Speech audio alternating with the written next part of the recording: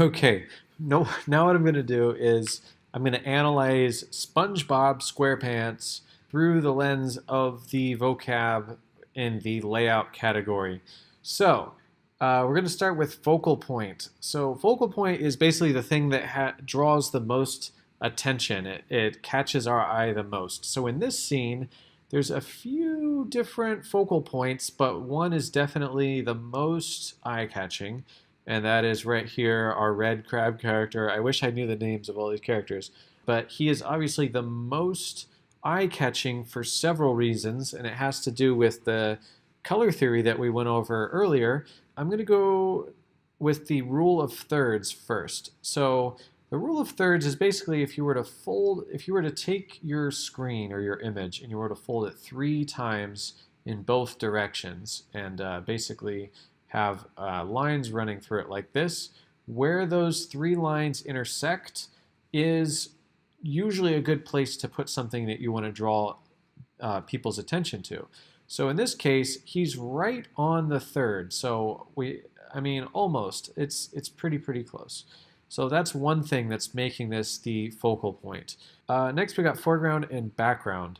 So in the foreground, we have our boat car and our crab, and you could say this is the middle ground, this cafe, restaurant, and the sign, and then the background would be this blue background, this backdrop, and these little pipe or coral things in the very back. The foreground is what's closest to us, background is what's the furthest away. So white space. So white space doesn't have to be white, it just refers to the space around something that draws our attention into it. So this has a lot of space around it, so it grabs our attention. This has a lot of space around it, so it grabs our attention. This, in terms of contrasting with the background, has a lot of space around it, which again makes it more attention grabbing. This white here next to the red is almost like a white space. And then, yeah, you can actually see it here especially. So he has a lot of space around him. There's this little flower icon that's a little bit distracting, but he has a lot of white space around him. Now, we're going to talk about balance.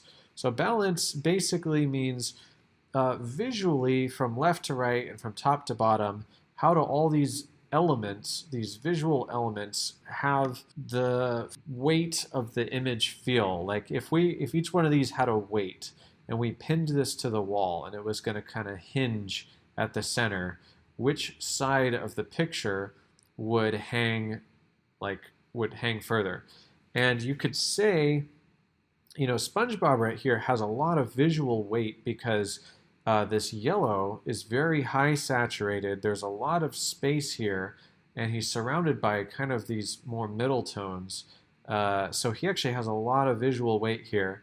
Whereas this character, the value, so the brightness, if we were to make this black and white, even though these are complementary colors, the level of darkness, if this were black and white, these would be about the same gray as each other.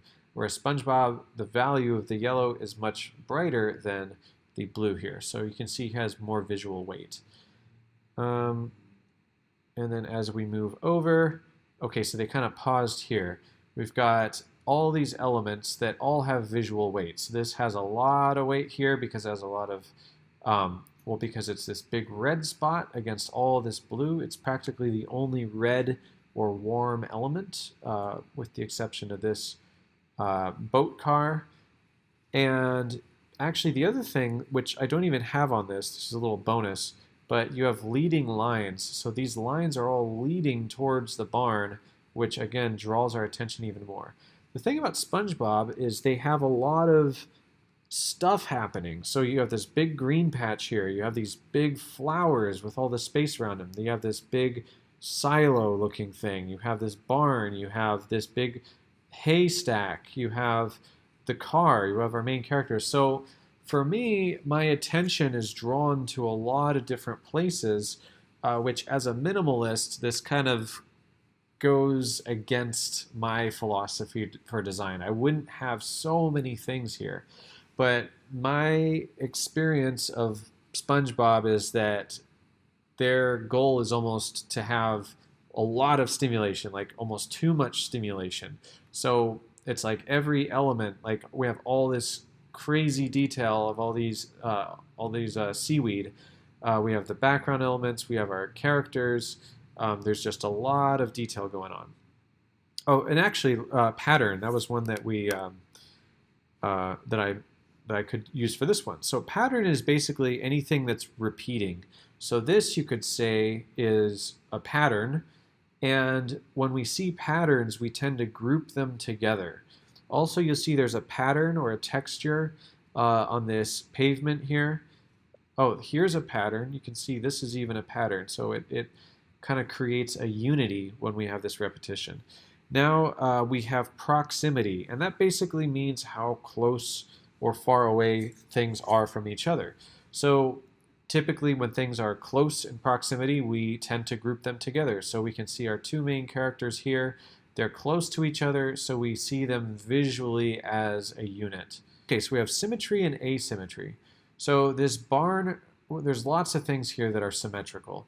This silo right here is symmetrical. So it's the same, it's the left side reflects the shape of the right side. This character is sort of symmetrical. He's got a eye on left and right, eyebrows on left and right. This pitchfork is pretty symmetrical. This barn is pretty symmetrical, but they have asymmetry in them. So this is asymmetrical in the sense that this eyebrow is higher than this one. And then lastly, we have grid. You can see there's a grid right here. A grid is basically just repeating lines, or it's almost like you can think of it like a series of parallel vertical lines and a series of parallel horizontal lines. Okay, this right here, this is a grid. That is a grid.